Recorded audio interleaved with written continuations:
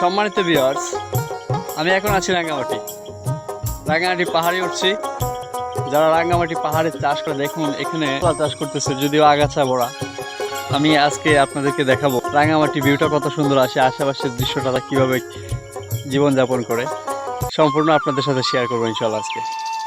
Viewers, already আমি কিন্তু অনেকটা নিচে আছি, নিচ থেকে এখন পাহাড়ের উপরে উঠবো। অলরেডি অনেকটা আমি উঠেছি, ওই যে দেখুন নিচ থেকে কিন্তু অনেকটা জায়গা আমি উঠেছি। এখন উপরের দিকে উঠবো।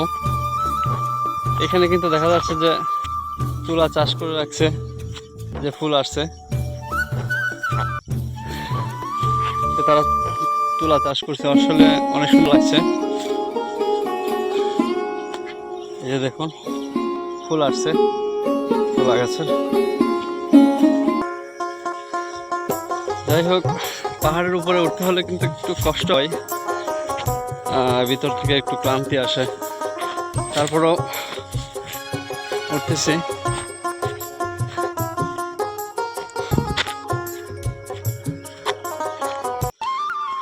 আঁকা বাঁকা রাস্তা, পাহাড়ি এলাকা, ঝোপ জঙ্গল সবকিছুই আছে।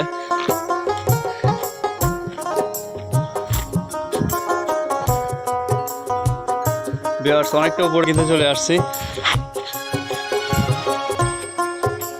এদিকে পাহাড়ের উপরে, ওইদিকে আর যাবো না, অনেকটা উঁচুতে।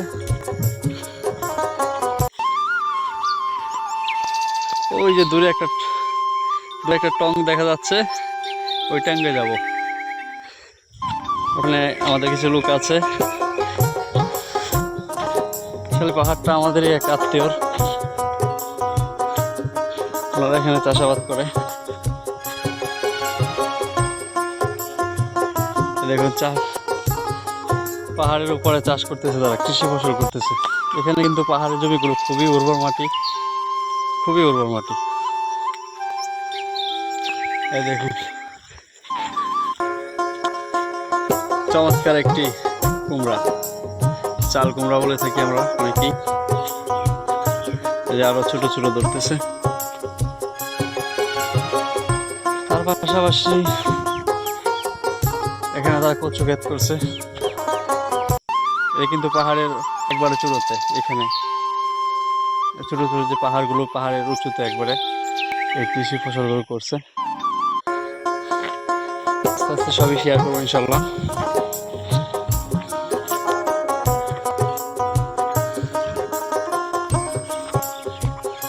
এই যে এখানে করলা ক্ষেত করা হয়েছে, মাশাআল্লাহ অনেক কলা ধরতে দেখা যাচ্ছে। এই যে নিচ্ছে অনেক কলা ঝুলে আছে।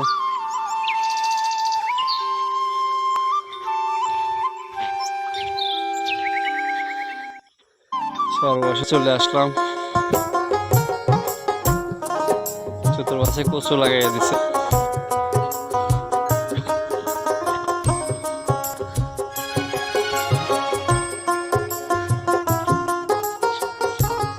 অনেক সুন্দর কিন্তু কচু গাছ। এই কচুগুলোর মুহি, যেটার জন্য লাগানো হয় মুহি খাওয়ার জন্য, মুহিও কিন্তু অনেক সুস্বাদু। এই যে এখানে দেখেন তারা কিন্তু আমের চাষ করছে, আম গাছ লাগাইছে। দেখেন কতগুলো আম, বিষয়টা কিন্তু অনেক দারুণ।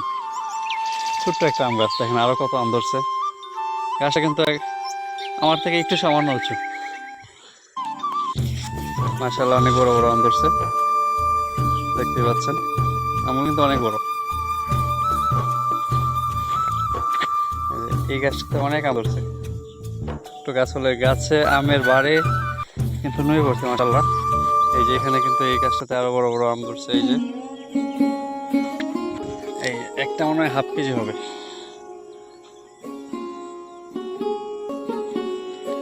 এই আমটা সবচেয়ে বড়, 1/2 কেজি না হলেও 300 গ্রাম হবে।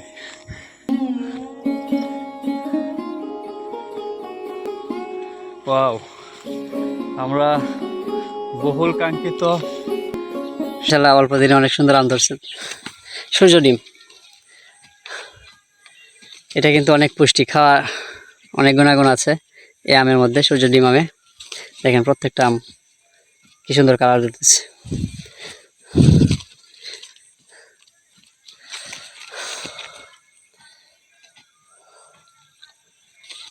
সূর্য ডিম আমগুলো চমৎকার কালার ধরেছে। পাশাপাশি এখানে পেঁপে বাগান করা হয়েছে, এই পেঁপে গাছ।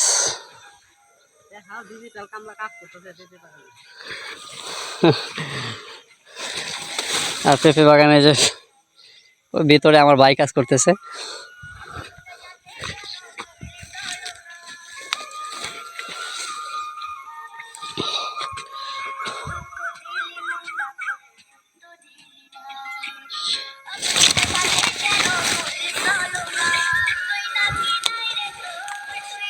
মাশাআল্লাহ পেঁপে বাগানটা ভালো হয়েছে।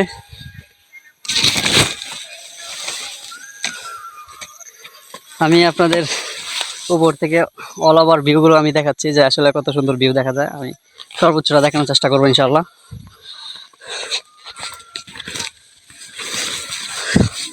অবশেষে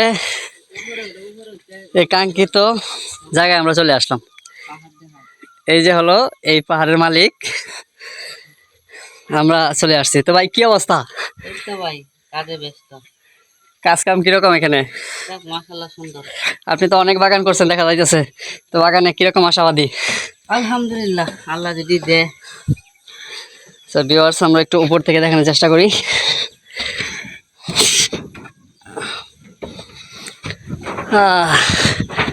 আমরা কিন্তু দূর থেকে যে টংটা দেখাইছিলাম এই টঙ্গের উপরে আছি।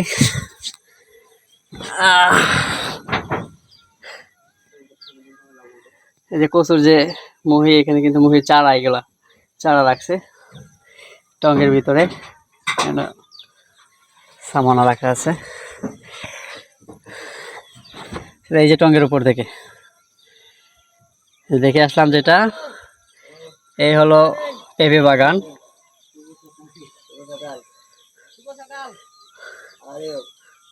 আর ওই যে নিচু যে জমিগুলো দেখতেছেন অনেক নিচুতে দেখা যাচ্ছে, ওই নিচু জায়গাটা দিয়ে কিন্তু আমি উঠে আসলাম, অনেকটা ক্লান্ত লাগলো। এই যে নিচ থেকে যে দেখে আসছিলাম, আমার ছোট ভাই কাজ করতেছে।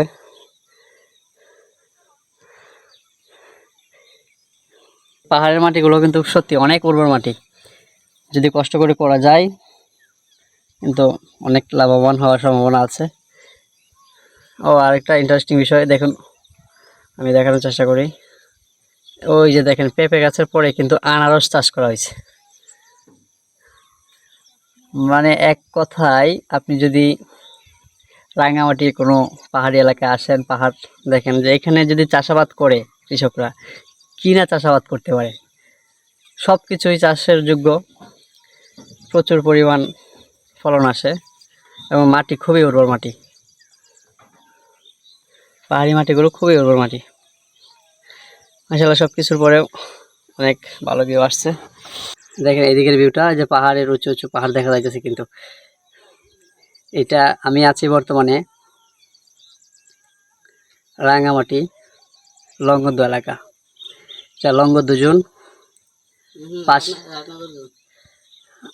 সরি আমার ভাই বলতেছে রাজনগর জোন, এটা এটা হয়তো জোন অন্য জোনে পড়ছে।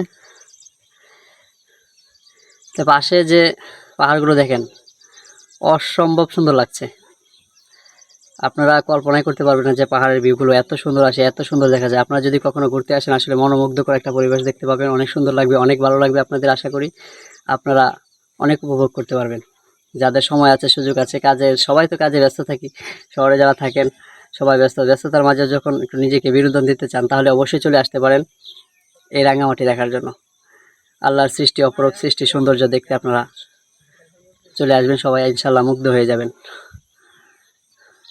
এই যে এই দিক দিয়ে মূলত পাহাড় থেকে যে ঝর্ণার পানিগুলো আসে, এই পানিগুলো এই দিক দিয়ে আসে অল্প অল্প করে। এই ঝর্ণার পানির উপরেই কিন্তু নির্ভর করে এই জমিগুলো চাষ করা হয়।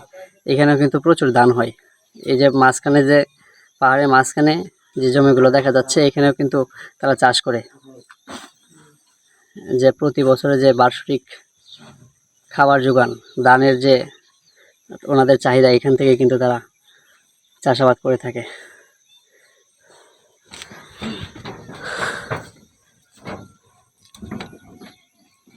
এই সাইডটা তো দেখেন, এই দিক দিয়েও কিন্তু অনেক সুন্দর।